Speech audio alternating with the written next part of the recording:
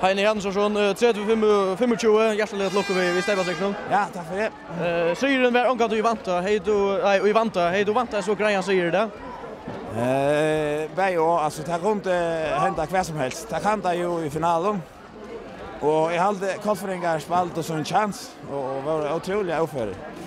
Vi var stora favoriter men först Finnor eller spelar så jag väl.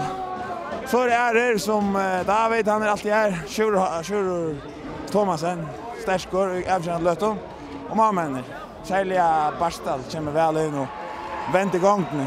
Men nej, då vann ta Maria KF.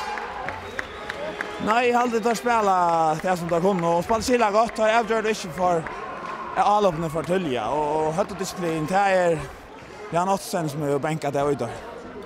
Nu är det helst i KF så det skulle spela mot i FM-finalen. Hur området är det på en sluka finalen mot just KF och Arne Tardesner?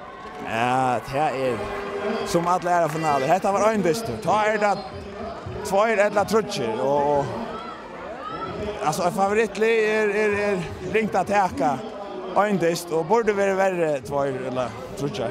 Han är så tack för det. Ja, så.